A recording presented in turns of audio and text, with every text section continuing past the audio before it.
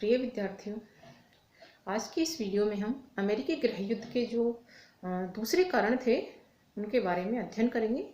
पिछले वीडियो में हमने इसके कुछ महत्वपूर्ण कारण बताए थे। दूसरे कारण हैं जो उनके बारे में हम आज अध्ययन करेंगे। तो अमेरिकी गृह युद्ध का जो अन्य कारण था वो था दास मालिकों की गलतियाँ। दास मालिकों की सबसे बड़ी भूल ये थी कि उन्होंने संघ को तोड़ने के प्रयास में गृह युद्ध शुरू किया था। एक दुस्साहस था उनका जो बड़ा दुर्भाग्यपूर्ण सिद्ध हुआ। अब तक दास मालिकों की रक्षा संविधान व उत्तर के राजनीतिज्ञों द्वारा की जा रही थी, किंतु अब दास मालिकों ने संविधान की धज्जियां उड़ाना शुरू कर दी थी और उत्तरी मित्रों से नाता तोड़ लिया था। दास मालिकों को संघ से हटने व युद्ध का आरंभ करने से पहले ये सोचना चाहिए था कि उत्तर की शक्ति दक्षिण से अलग थी। वह संघीय भावनाएं अत्यधिक प्रभावशाली थी। साथ ही विदेशी मान्यता व सहायता प्राप्त करना दक्षिणी राज्यों के लिए सरल नहीं था। बहुत से लोगों का मानना था कि दक्षिण के राज्यों को दुनिया के प्रमुख रुई उत्पादक होने के कारण काफी सुविधा मिलेगी व कपास का इच्छुक ब्रिटेन दक्षिणी राज्यों की तरफदारी करेगा, उनका पक्ष लेगा। लेकिन ऐसा नहीं हुआ। दक्षिणी राज्यों की रुई की तरह उसे उत्तरी राज्यों के गेहूं की भी उतनी ही जरूरत थी। दूसरा कारण था अमेरिकी गृह युद्ध का, वो था रुई राज्यों का संघ से पृथक होना। इब्राहिम लिंकन की जीत का समाचार दक्षिणी राज्यों पर वज्र की तरह गिरा।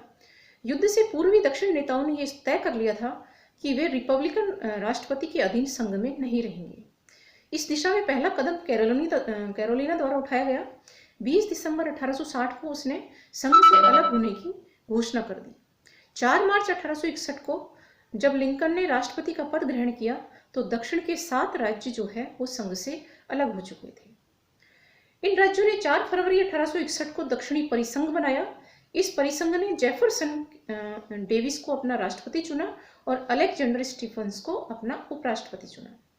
1861 में परिसंघ स्थापित हो गया था, लेकिन कई दासता समर्थक राज्यों ने अभी भी संघ को नहीं छोड़ा था। उत्तरी राज्यों की अधिकांश जनता परिसंघ के राज्यों के प्रति शक्ति प्रयोग की इच्छुक नहीं थी, लेकिन राष्ट्रपति लिंकन इस बात पर कृत संकल्प थे कि संघ को किसी भी कीमत पर बचाना होगा। उन्होंने घोषणा की थी कि संयुक्त राज्य अमेरिका के रूप में जो संघ स्थापित किया गया है वो अखंड है, शाश्वत है। उसकी अखंडता को किसी भी प्रकार से नष्ट नहीं होने दिया जाएगा। साथ ही लिंकन ने परिसंघ के राज्यों को यह आश्वासन भी दिया कि उनमें प्रचलित दास प्रणाली में कोई हस्तक्षेप नहीं किया जाएगा।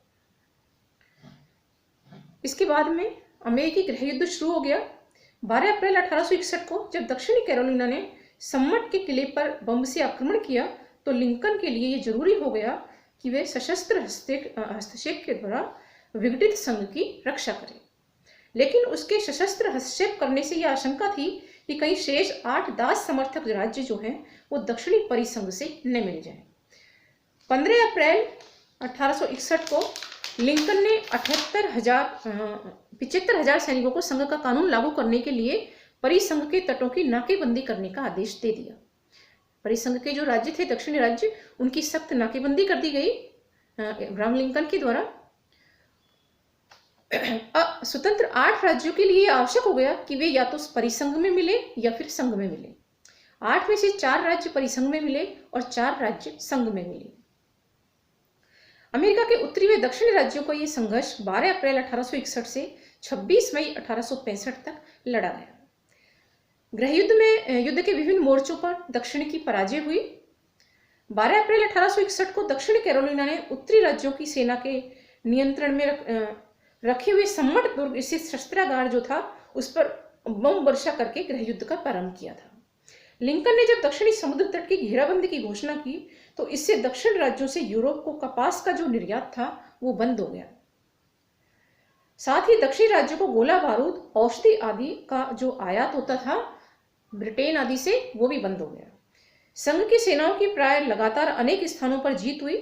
परिसंघ की राजधानी रिकमंड जो थी, यहाँ परिसंघ की सेनाओं को लगातार सफलता मिली, लेकिन यहाँ ये जो सफलता थी परिसंघ की सेनाओं की वो स्थायी नहीं थी। 1 जनवरी 1863 को राष्ट्रपति लिंकन ने मुक्ति घोषणा का ऐलान किया, जिसके द्वारा सब दास स्वतंत्र कर दिए गए और उन्हें राष्ट्रीय सेना में शामिल होने का निमंत्रण दिया गया। लगभग 1.5 लाख निग्रो दास उत्तरी सेना में शामिल हो गए उत्तरी सेनाओं की लगातार विजय हो रही थी। अब इसके बाद में गृह युद्ध के दौरान जो महत्वपूर्ण घटना हुई वो थी राष्ट्रपति इब्राहिम लिंकन की हत्या।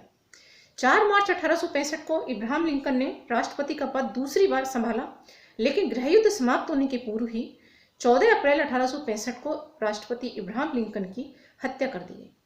वे अमेरिकी एकता को साकार होते नहीं देख पाए। गृह युद्ध 12 अप्रैल 1861 से 26 मई 1865 तक चला। गृह युद्ध के समय यूरोप के जो विभिन्न राज्य थे उनका रुख जो है किस तरह का था दक्षिण के प्रति और उत्तर के प्रति, इस बारे में हम इसका अध्ययन करेंगे। युद्ध के प्रारंभ में ब्रिटेन में फ्रांस का प्रशासक वर्ग परिसंघ के साथ था, किंतु इन देशों का जनमत जो था, जनता का मत जो था, वो इसके विरुद्ध था।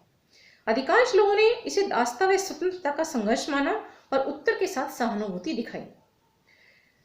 दक्षिण के राज्यों का अनुमान था कि इंग्लैंड व फ्रांस रुई प्राप्त करने के लिए परिसंघ का समर्थन करेंगे। दक्षिण के राज्यों की नाकेबंदी के कारण यद्यपि ब्रिटेन की सूती मिलों पर संकट आया, किंतु जन भावनाओं ने उत्तर का समर्थन किया था। गृह युद्ध के समय दक्षिण के राज्य चाहते थे कि उन्हें विदेशी सहायता व मान्यता प्राप्त हो जाए। इंग्लैंड के लिए दूरस्थ प्रदेशों के झगड़ों में उलझना सही नहीं था। चूंकि इसी समय रूस में जार अलेक्जेंडर द्वितीय ने कृषि दासों को स्वतंत्र करने की घोषणा की थी। जर्मनी में बिस्मार्क का नेतृत्व था, अतः ब्रिटेन ने तटस्थ रहना ही इस गृह युद्ध में, अमेरिकी गृह युद्ध में उचित समझा। हालांकि संघ के उत्तरी राज्यों की घेराबंदी से इंग्लैंड के व्यापार को क्षति पहुंची, लेकिन वो क्षति नगण्य थी, इसलिए उसने उत्तर से संघर्ष मोल नहीं लिया। क्रीमिया युद्ध जो 1854 से 1856 तक लड़ा गया था, इसमें ब्रिटेन व फ्रांस इंग्लैंड के विरुद्ध लड़े थे तथा इसके बाद हुई संधि में ये फ्रांस द्वारा ये स्वीकार किया गया कि संयुक्त राज्य अमेरिका के मामलों में ब्रिटेन की बात ही स्वीकार की जाएगी। अतः फ्रांस भी इस गृह युद्ध से अलग रहा। हम बात करेंगे अमेरिकी गृह युद्ध के परिणामों के विषय में। पहला परिणाम जो था अमेरिकी गृह युद्ध का वो था सुदृढ़ राजनीतिक व्यवस्था की स्थापना। गृह युद्ध ने चिरकालीन प्रांतीय व संघ के अधिकारों के विवाद था उसको सुलझा दिया। राष्ट्रीय एकता अब सुरक्षित थी तथा कोई भी राज्य अब संघ से अलग होने के अधिकार की मांग नहीं कर सकता था। दूसरा परिणाम था अमेरिकी गृह युद्ध का जन धन की हानि। गृह युद्ध में दोनों पक्षों का काफी पैसा खर्च हुआ। 1919 ईस्वी तक अमेरिका में जितने भी युद्ध हुए उनमें मनुष्यों की संख्या व विस्तीर्ण क्षेत्र की दृष्टि से यह सबसे बड़ा युद्ध था। तीसरा परिणाम था अमेरिकी गृह युद्ध का वो था पारस्परिक घृणा की भावना उत्तर और दक्षिण के बीच में। गृह युद्ध के कारण उत्तर व दक्षिण के राज्यों के बीच घृणा की भावना उत्पन्न हुई। यद्यपि जब लिंकन दूसरी बार राष्ट्रपति बने 1865 में, तो उन्होंने घोषणा की थी कि प्रत्येक दक्षिणी राज्य को अपनी पराजय को भूलकर संयुक्त राज्य अमेरिका के साथ में मिलकर के कार्य करना चाहिए, लेकिन उत्तर और दक्षिण के बीच घृणा की जो भावना थी कई दशकों तक बनी रही। चौथा परिणाम था नवीन औद्योगिक सभ्यता का जन्म। आर्थिक क्षेत्र में गृह युद्ध के परिणाम बड़े हानिकारक सिद्ध हुए। दक्षिण के सैनिक जब वापस घरों को लौटे तो उन्होंने वहां बर्बादी देखी। फसलें नष्ट हो गई, बैंक व बीमा कंपनियां फेल हो गई, खेतों पर काम करने के लिए दास नहीं थे। अर्थात इससे दक्षिण की कृषि अर्थव्यवस्था को हानि पहुंची व उत्तर की औद्योगिक अर्थव्यवस्था तेजी से विकसित हुई। पांचवा परिणाम था अमेरिकी गृह युद्ध का वो था सामाजिक मूल्यों में परिवर्तन।